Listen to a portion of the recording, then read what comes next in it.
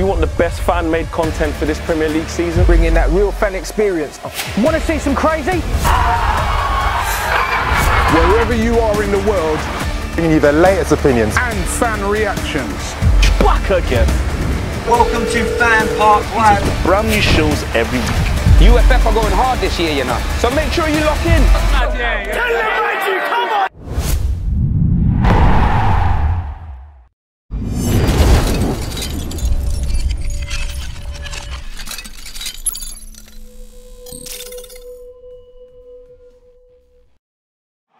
Real fan opinions brought to you by Wash and Go.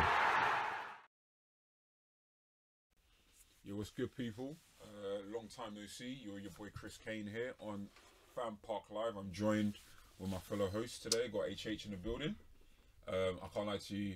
I don't know whether I'm in the studios right now or whether I'm in tape or Oceanas. This guy's really wearing sunglasses in a. Look, man, you know how I do, man. You know how I do, man. I know how you do. I thought I went out last night. It seems like I'm still in the nightclub, but you know, we here. How you doing? Look, man, living. I'm here just to again bring down some home truths, whether you like it or not. We may disagree on some points, but I'm just here just to force you to come over to my opinion. At least foreplay first, bro. Like, you know what I mean? Like, ease me into No. Like, look, man, no. I've got things to say. I've got things to say. I've got things to say because there's some philosophies that really piss me off from managers and so forth, and I just need to get some stuff off my chest. So we're gonna get into it. Did you have breakfast this morning? No, I didn't actually. No. Have breakfast. It's the most important. Like, I know, it is. But look, like, man, bring the testosterone down. Or something. No. I'll try. Just I only have one meal a day. Black people have hypertension a lot. It runs in our genes. Like, you need to. I'm playing. So, like, I mean, what were your? Obviously, we're covering the Cardiff City Arsenal game. Cardiff City came into the game without scoring a single goal, I think. Obviously, no points on the board. They're getting relegated. I mean, that's a that's it's happening. It's happening. I mean, no offense to Cardiff people. I love my Welsh brothers out there, my Welsh brothers and sisters. They're getting relegated. So it's either 18th, 19th, or 20th. Pick one. That's it. So pick your poison. Basically. Yeah. So pick one. I mean, you know, they come into today without, you know, any kind of form. Also came in with it's been a bit of a mixed bag. I think. You know, you start off the game against Man City, 17-18 champions. The 16-17 champions straight after that in Chelsea. You know, as a Chelsea fan, Surrey seems to have gotten them to a decent place so far. Yeah. You know, there's still work to be done, I think. But first two games, Arsenal lose both. But and then people had the audacity to start questioning whether Emery was the right man after those two games. I was like, because I said, look, Arsenal's season under a new manager, after they've not had a new manager for over 20 years, starts against West Ham. Man City, record break, you can't expect them to win. Chelsea, Stamford Bridge, a place where it's tough, you can't expect them to win. And really, Aubameyang scores that chance, it's a whole different game. Yeah. Like, they had like three, not half chances, amazing chances against Chelsea. So that should have really been a draw. So really, I think for people saying, like, do you know how hard it is? Don't look at what happened with Moyes when Moyes came in after Ferguson was there for such a long time. When Wenger has been at the club for such a long time, and when he's more than a manager, he is literally the director of everything of the club. For a new coach, it's going to take time. And you can see that for Emery, this isn't his team. This isn't his team. So there are a lot of players, because when you look at Sevilla and what he did with Sevilla and how Sevilla played, Arsenal are a long way from getting to what Sevilla are about. You know, so I think that for Emery, you've got to give the guy time before you really judge him. Like, with every new manager, the minimum 2 transfer windows. So, no, really 3. The one that initially you come into, but again, that's too quick. But really, you needed to give him another summer and maybe the winter one before you truly judge him. Yeah. But I think, you know, with pertaining to this game, man. Well, I mean, let's cover the game. It ended 3-2 to Arsenal. Bit of a helter-skelter game. You know, Arsenal go and lead. Cardiff take it back. Arsenal go and lead again. Cardiff take it back. And then obviously you get the Lacazette winning at the end. Yeah. Finished 3-2. So the scorers were Mustafi opened the scoring in the first half. Who was the Cardiff scorer? Was it, what's his name? Was it Camarasa? Yeah. Before the stroke of half time, I think. Bad defending from Arsenal. Like all. I mean, it was deserved though. No. No, it was deserved. But I think, like, look, man, I think the check thing, I think, is an issue. Xhaka is crap. he needs to be sold. Like, do you know what? Let's get into that. We've got some calls coming in. Okay. And I'm sure there'll be mentions. Okay, for sure. Yeah.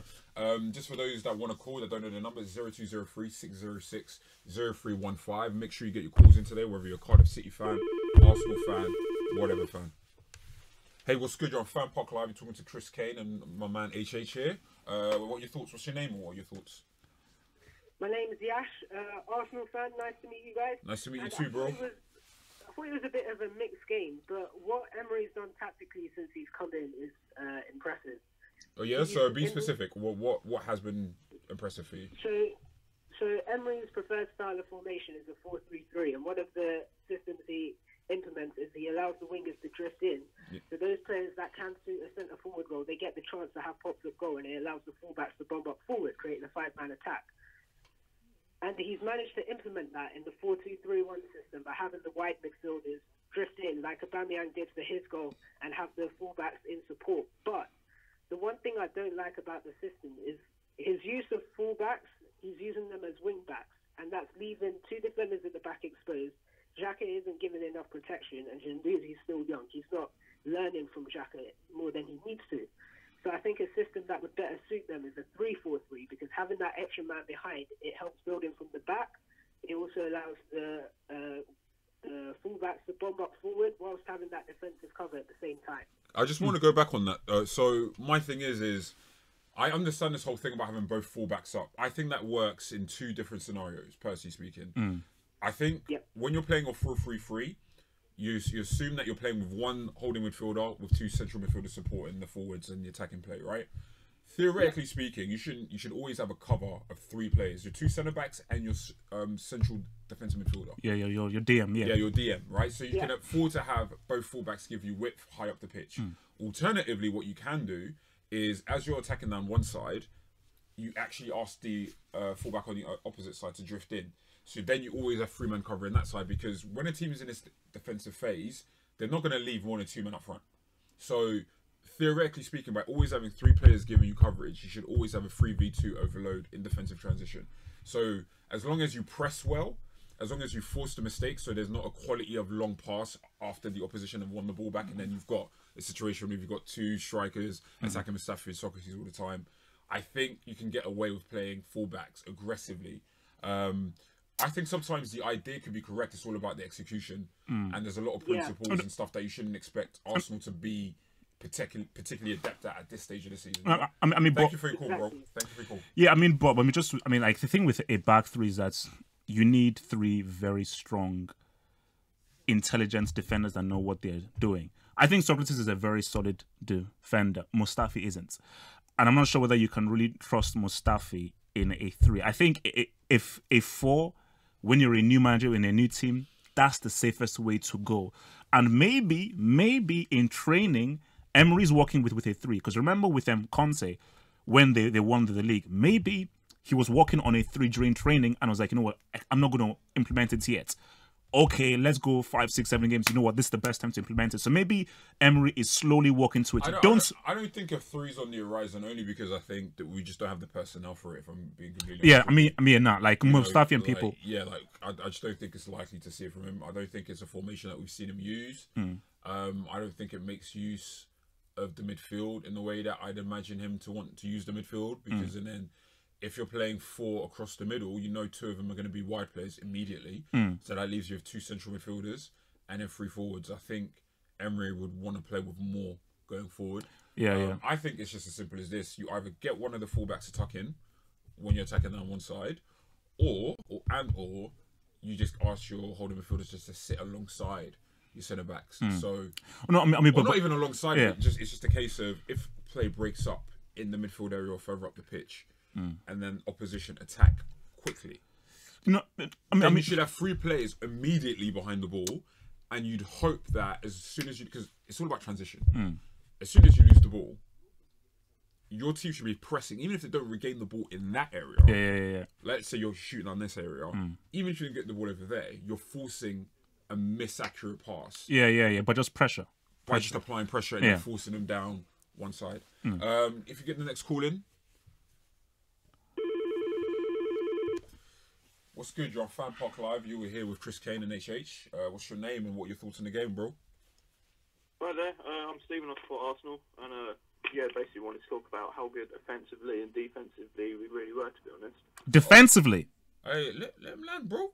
This guy didn't have breakfast. Sorry, I'm not saying we were good defensively. So I wanted to comment on that. Oh, okay. So I think the difference in these kind of games going away from home is Lacazette and Aubameyang. I think having those two strikers is making the difference comparatively to last season. Okay. But defensively, we're still shocking. It's something we need to work on. I think Xhaka plays quite pony, to be honest. Agreed. His right foot is basically non-existent. Bellerin's basically like jelly. Defending. He's been good going forwards recently, though. Yeah. And Czech's like a malfunctioning pinball machine. I think if we're going to play out from the back and play football, we need to start putting Leno in goal and starting Torreira instead of Xhaka, because I just don't think they're compatible with the system Emery's looking to play. Yeah. Wait, so Stephen, let me ask you this. Can you tell me why Emery doesn't start Torreira and why Xhaka is still starting when Xhaka has been so subpar in a critical position for Arsenal? I agree with you, but it might be because he feels Torreira's not completely fit to play in the Premier League. I would disagree with that. Well, it's been 4 games. You have to go with what the manager says. He obviously knows better than us who to start. But looking at Xhaka's performances, he's been poor, and I can't see a reason from our perspective, watching the game either at the stadium or on the TV or wherever it may be, why Xhaka should be starting games. He's not been good enough. It's the same as last season. He's not really changed. So what do you? So we're looking at Lacazette and Aubameyang. Do you think this is a strike partnership that can really yield a lot of goals this season? Because I think that Lacazette and Aubameyang could do amazing things this season for Arsenal. I think if they're really encouraged to play together and the team plays for them and they're really encouraged to really work with each other, I think that could be the most deadly partnership in the Premier League this season. Yeah, certainly. You know, if you saw last season, the dressing room was just not there, and players just weren't generally getting on and changing. I feel there was something wrong there. Arsenal did a pretty good job to sort of say what specifically, player-wise, whether who was arguing, who wasn't, probably due to Wenger's exit and stuff like that. But I feel their partnership. You saw them in pre-season, how well they're getting on, how they're celebrating goals. There's clearly a sort of like a bromance there. I think it's making the squad gel together better. It's just defensively, I think it's going to take a lot of time. Emery's going to need 3 transfer windows to sort that out, I think. I just don't think we've got what it takes to finish in the top 4 at this present time. I think Europa League is probably going to be our best way, because looking at it, I think Chelsea look better than I thought they were, if I'm being honest with you. Spurs are obviously still quite good. If we're challenging into that top 4 with the sides that are there, the only side that I don't think are going to make it with us is probably Man United at the moment. That could change because obviously they've got a great squad. But I feel challenging Chelsea for a Champions League place, we're better doing it in a cup competition than something like a league over 38 games at the moment. We've got a lot more to work on than the other 5 sides that we're going to be challenging for those spots. But it's looking promising going forward, especially. It's just defensively, it's looking a bit wobbly at the moment. All right, Stephen, thank you very much for your call, man. Very, very detailed. Appreciate that. Hope you appreciate your week, and you give us a call for the next Arsenal game that we are showing after the international break, I think. Yeah, we'll do. You guys have a great day. No worries, man. Same Cheers, to you, thanks. Yeah, I think you made a lot of good points there. Yeah, I think, to be honest, you see, Bellerin should watch Carvajal. And his comparable, but Bellerin should literally sit down and just study Carvajal's tape, because Bellerin is good going forward, and he brings something going forward. You're a right back.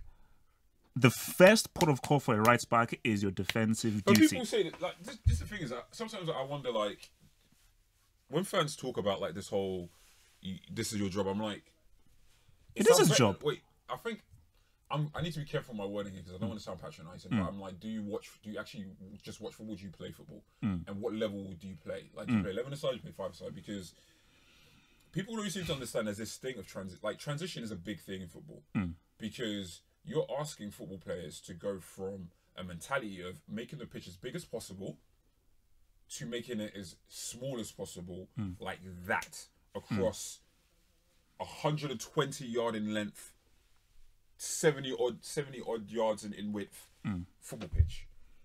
When you're telling your fullbacks we need you to essentially beat our wide players when we're in possession. To the moment we lose possession in an area that has nothing to do with you. So it's one thing to press in transition when the ball is 10 meters away from you. It's another thing to do it when it's 40 yards ahead of you, and the pressing over there hasn't been good. So that means that the quality of pass from that centre midfielder over there into the wing that you're supposed to be defending is on point. Then you're asking him to do a job that's very hard. And don't get me wrong, like the best players tend to do the most difficult things. Most effectively, right? But I think you're looking at him and it's just like, sometimes do you account for the tactical misgivings in the team? You know what I'm saying? So you're a FanPark Live, you speak to Chris Kane and Double H. What's your name? Give us your thoughts on the game. Yeah, my name's Tony. I'm an Arsenal fan. Yes, and Tony. basically, I think we all saw today what Lacazette can do. Now, I was saying, I called up last year and I made a very, very clear comment that Wenger was sabotaging Lacazette. He was basically forcing him into a system that didn't really make sense. Now, I think we started the whole, was it 3-5-2-1, right? Yeah. Last year. Mainly 3-4-2-1. Now, think about it. Lacazette had 45 touches of the ball today, which tells you he's a collective player just as much as he's a forward player, right? Yeah. Now, if you take that into consideration, and if you watch him at Lyon, he was a false nine. Everyone knows that. It's not rocket science. Deschamps used him like that for France, right? Wenger played him that formation and made him always run forward instead of allowing him to drop deep and collect the ball. Yeah. Who did he play behind him? Sanchez and Ozil. What are they? High touch players. Yeah. He actually destroyed Lacazette last year, and it was only, I think, towards the end of the season, once Sanchez had gone, I think against West Ham, was it West Ham or maybe Burnley, where he scored 2 goals and set up. He scored a goal and set up like Aubameyang. Yeah. And Huddersfield, where his touches started to become higher, and you start to see the impact he's had. He's been totally treated unfairly by Wenger, and also, you know, I felt like Unai has seen what he can do from the beginning of the season in pre-season. He should have been starting. He is the real deal. I feel like you need to. Sorry to cut you, Tony. I feel like we need to be a bit just hesitant in terms of saying like Emery sees the light, and because Lacazette wasn't starting prior to today. But why wasn't he starting though? So, but that's what I'm saying. Like we're saying, like going off what Tony's saying. Yeah. I feel like Emery is prepared to give Lacazette more of a chance than Wenger did last year. I think you're definitely right in that. But I'll be a bit careful about saying, you know what, like now we're about to see this amazing strike partnership between them two. I think today Lacazette definitely gave Emery even more of a reason to start him regularly. 100%. I feel like he was the best player on the pitch alongside Terrell when he came on. I thought Terrell was amazing when he came on.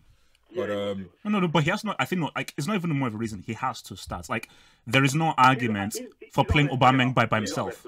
I don't care what anyone says. For me, everyone likes to say Ozil. For me, I don't see. Ozil.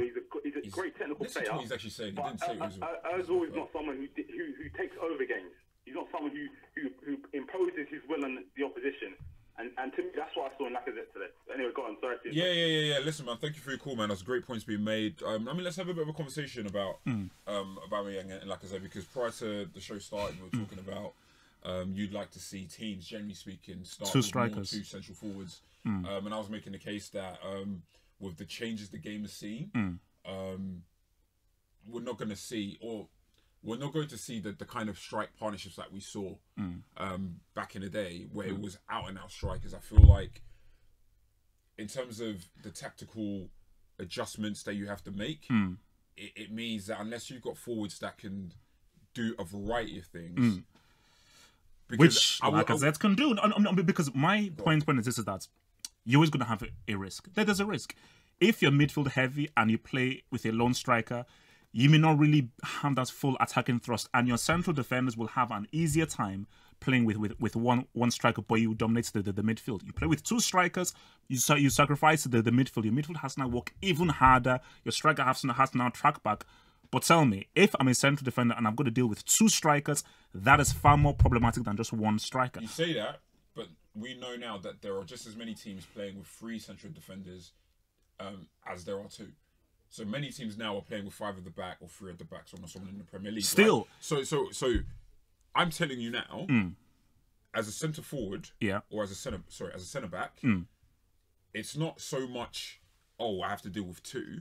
It's even that 1 striker, what is he doing? Because it's good to say, okay, 2 strikers, 1 striker, but it's what are those forwards doing? Because whilst I could have my two centre backs, and there's one centre forward, we only have to worry about Aubameyang, right? Because one goes, one covers, right? Yeah. But what happens if he decides to say, do you know what? I'm gonna go pull you out of shape. So now my centre back is somewhere in midfield, and I've got a hole at the back. It all depends on like the context of the game, context of the quality of the players as well, the tactics of the team. Yeah. Are we defending high? Are we defending low? So on and so on. Do we have a defensive midfielder in front of us, or do we not have a defensive midfielder in front of us? I think what we should, instead of focusing on central strikers, it's about how many fours are we playing. For me, if you're playing with a 4-3-3, but like today, Aubameyang is coming off the left into a central area, that is just as effective as playing two strikers, two centre forwards. Yeah. Centre forwards. Yeah. People think Firmino is Liverpool's centre forward. No. Oh no. In the sense of the runs that he makes, the position he occupies. Obviously, they don't really have like a classic number 9. They don't have a classic number 9. So it's just like. But I mean, but my thing is that why I think that Aubameyang, like as I think, can work is that it's very interchangeable. Because remember, Aubameyang started as a wide man for Dortmund, and Klopp then molded him into a striker, similar to Henry. Yeah. So I think that Aubameyang is a guy who I can drift out wide, but I will also come in the middle, and I'm deadly at finishing. He's the best finisher out there. Lacazette is a guy who is far better at ball control and working in tight positions than Aubameyang is. Yeah. So they have things that complement each other. Aubameyang is the better finisher. He's also faster as well, and he's much more direct. Lacazette has better ball control, better dribbling, and is better on the ball. So literally, if Emery on the training ground can just say, work and understanding, interprets the position, it's going to be very problematic than saying, Aubameyang, you play by yourself. A midfield that isn't that good, Xhaka is trash. Guendouzi, I still think, is very young. Ozil is overrated. So you have a midfield who are not really working, working on that well. That's all like agenda-driven stuff. Like the Xhaka stuff, you ain't going to hear any kind of argument from me. I said when he came in, I think he had a good start when he came in. Initial few months, but he's been poor for the vast majority of his Oscar career so far. And Ozil, I feel like he's doing with Ozil. It's like he's a quality player that's not giving you the maximum of his ability. I think that's for a variety of reasons. But you start him. You start Ozil. Why? You start Ozil because he's still your best creative midfielder.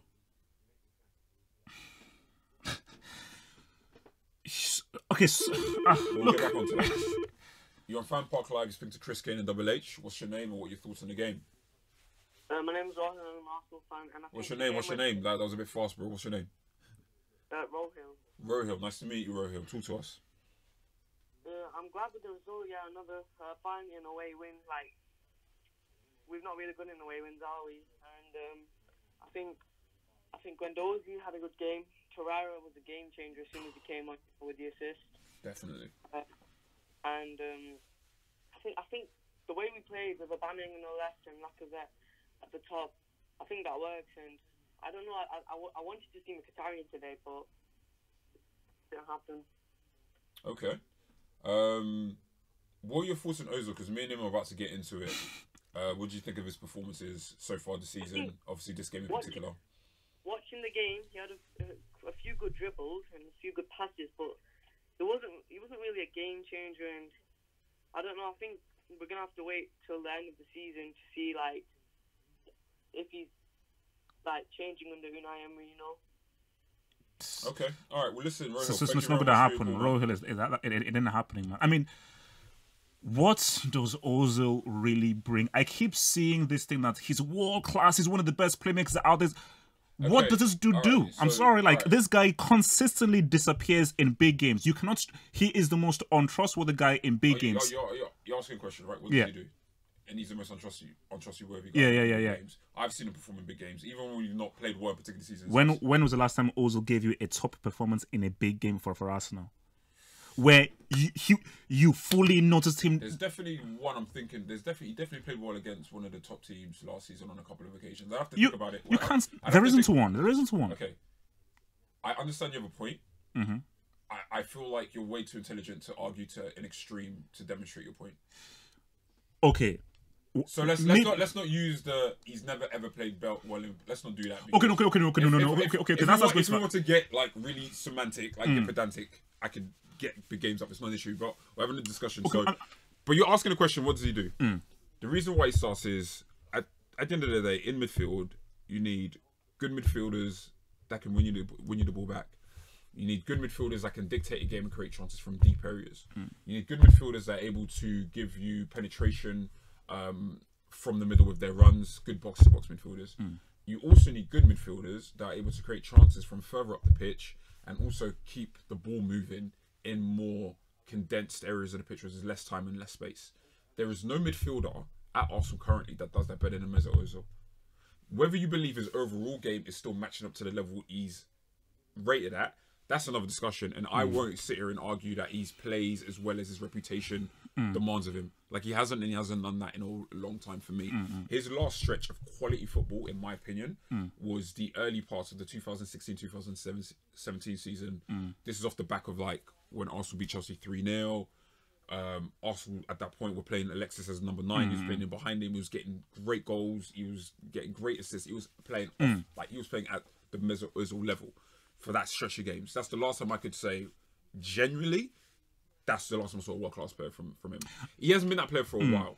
However, that's been partially down, in my opinion, to his own contribution or lack of contribution. I also think it's down to the malaise at Arsenal and just the fact that 90% of the players at Arsenal look rubbish, and also down to the fact that he was under a poor coach. I mean, look, I do agree with you that based on what Arsenal have, he has to play. But I think that Emery and Arsenal should actively be looking for a replacement for Ozil, because I think that Ozil is perfect for a really good team. You put Ozil in Real Madrid, he'd be amazing. You put Ozil in Barcelona and PSG, he'd be amazing. With what Arsenal have, Arsenal do not have the players that PSG or Real Madrid have. So with what Arsenal have and who they can attract to their club, Ozil doesn't work. Because Ozil is not a guy that can make a average team really good. He's not that kind of player. He can make an amazing team even better. But in Arsenal current situation, he can't. But surely you could just use the logic that you should just buy better players to put around him. Can Arsenal... As opposed to replacing him. No. But my thing is that I don't think that Arsenal are in a situation where they can attract enough players of the caliber that Ozil will look. But Arsenal don't need...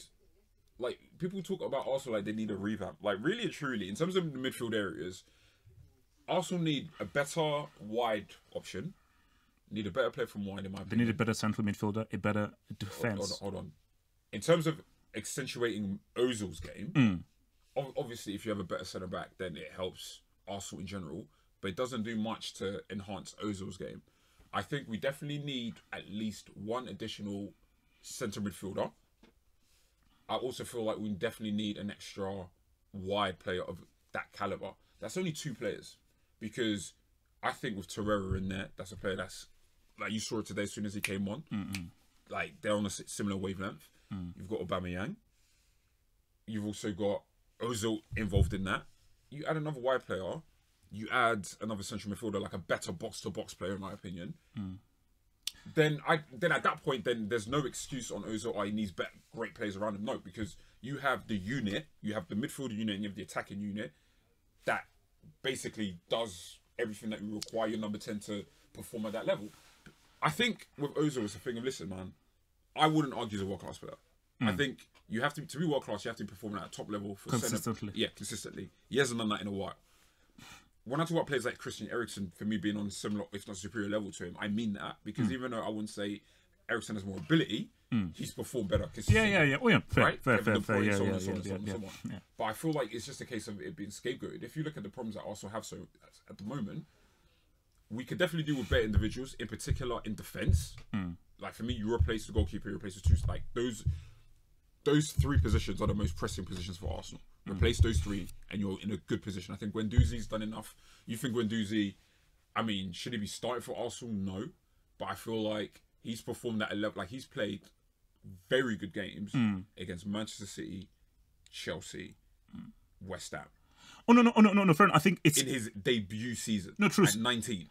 Guendouzi and Torreira should be the thing. I think if it's like a choice of, okay, you have Guendouzi, Xhaka, Torreira, it should be Torreira and Guendouzi for sure. But I think with the whole Ozil thing, I just think that it's a perception thing. And it's this water, because I always use the eye test. I don't use stats. I use the eye test. That's how I just view football. And for me, I just think that as a number 10, you need to do more than just, okay, I've given the pass. Okay, I've given that through ball. that's it, my job is done. And I think Ozil apologists say, well, he gave the pass, so that's it. No, as a number 10, demand the ball, get on the ball, keep looking for the ball, keep pressing, move forward with the ball. Hence why I just think Ozil is very much a specific cog you just put in a really good team. So even if Arsenal had a Torreira, a really good wide man, it has to be an exceptional wide man, an exceptional midfielder. Because if it's not, Arsenal are still a few levels below Man City, a few levels below Liverpool.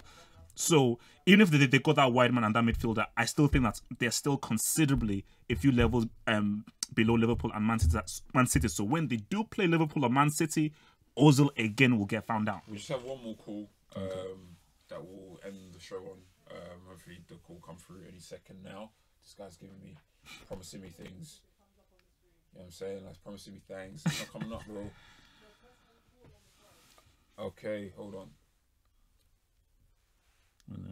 Where's them cool, bro? It's not. Technical difficulties, as you can see. Okay. You know what I'm saying? I promise you something. So, but like, again, we talk about Man City, we talk about Liverpool. Arsenal are a long way from there. Listen, at the beginning of the last season, there's not one player you looked at in that Liverpool side and said they're world class. Not one. Salah included. Sometimes it's just about the quality of the team in general, how cohesive they are. Wait, so you say Mane is not world class? No, Mane's not world class. Oh no! So what? You can't do that. You can't say that. You can't say that. 3 minutes ago, we said you can't say a world class player is someone who performs at the top level consistently, right? That's what he did last season. So what's the top level? Top level for your position. You're saying that Sadio Mane in his position. I'm asking you, what is the top level of football? What is the highest level of football in your opinion?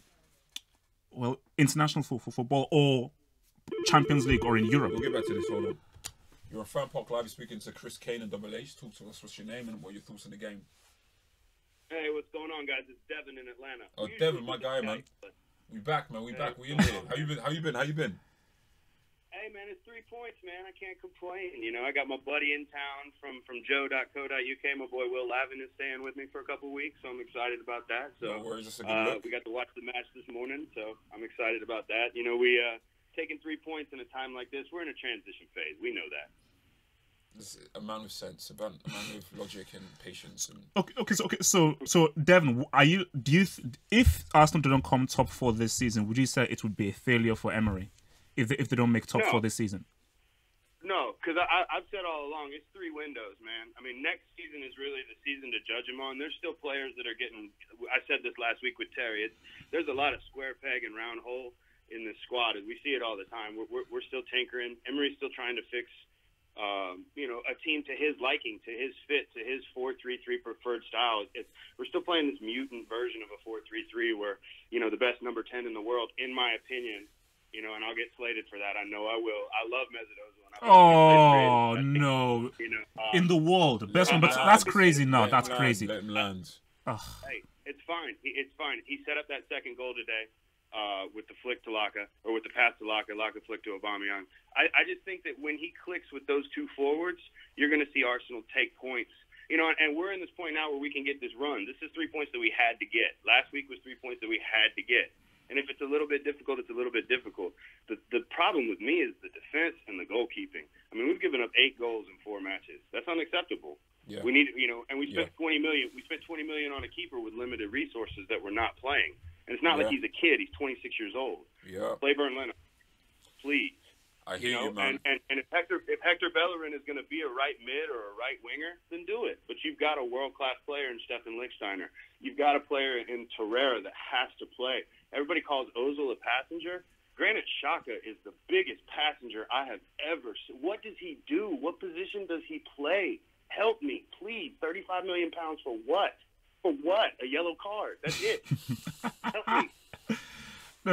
I mean, no. Xhaka is a waste because, that's your main central midfielder, and he literally, basically, you've gone from Vieira, Gilberto Silva to a bona fide brick in Xhaka, because the guy literally. I mean, there were a couple of midfielders in between. We didn't go from Gilberto Silva. No, but I'm saying, Xhaka has been one of the worst in recent memory for playing in that position for Arsenal, because literally, I'm not sure what he does apart from a few long shots. I remember the Alexander Song days, bro. Listen, Dev, thank you very much for your call. It's great catching up with you. Hope you enjoy the rest of the Premier League games too, man. All right, listen, man. Speak soon, my bro. I'll take the points, bro. Points every week. Give me 3 points and I'm happy. No worries, my guy. Thank you for the call. 6 or 1-0. Wait, no. Song is better than Xhaka, man. Alexander Song? I don't know, man. So listen, you're telling me that Mane is world class, and we're going to end very soon. But I need to really like probe him on this because this is bothering me. All right. So my thing is, if we're saying the top levels of international football, whether it be World Cup, whether it be Champions League, and Europe for Champions League, right? I wouldn't say having one good season in the Champions League makes you world class. You have to still say that for what he. You have to look at what a guy is doing right now. Yeah. And for right now, he's a world-class player. But right now isn't world-class. Right now isn't consistency. If you're contradicting yourself when you're saying that to be world-class requires a certain degree of consistency. So Mbappe is not world-class then because he's only just come onto the scene. So is Mbappe world-class to you? No, but I've not made the argument that he's world-class. So Mbappe is not world-class? No. And then you're talking to a French guy. Oh my... And you're talking to a French guy. C'est pas possible. C'est pas possible. Don't ever try to speak French ever again because that accent was wayward. But the point I'm making is African French, like man. A world-class player is someone like Modric is a world-class player. Ronaldo is a world-class player. Oh, God. These are world-class players. These are guys that not only perform at the highest level, they've done it for 2-3 plus seasons. Cristiano is a goal scorer, not a world-class player. A world-class goal scorer. He's a world-class goal scorer, not a world-class player. Whatever the semantics you want to use, like the point I'm making is deviating. The original point is that you use the example of Liverpool and what they do so well and what their forwards do so well. But the reality of the situation is that, bear in mind, this is someone who actually said, I actually think this forward line, because when they bought Salah, everyone was saying, okay, they still need a world-class striker. They still need a top striker. I said, no, because I see what they're doing. And ultimately, that is more about how well the unit plays together. So it isn't necessarily about always having world-class players available to you and that makes it a world-class unit. No, it's do you have players of sufficient quality and are you able to put them together in a way that brings out the best of them? So it doesn't require Ozil to need an exceptional winger or an exceptional centre midfielder behind him. They just need to, like Torreira isn't exceptional, but he's good enough. And that's the point. So we'll wrap it on that. Thank you very much for your time. Thank you for watching. Obviously we've got the live shows straight afterwards for the... Watford, United, Tottenham, and who United playing again? United against Burnley. That second game should be pretty interesting, actually. So, thank you very much for your time. I've been your boy Chris Kane. I'm out here with Double H. Peace. It's been a pretty intense conversation, but this is how we like it. And enjoy the rest of your day. Peace. Real fan opinions brought to you by Wash and Go.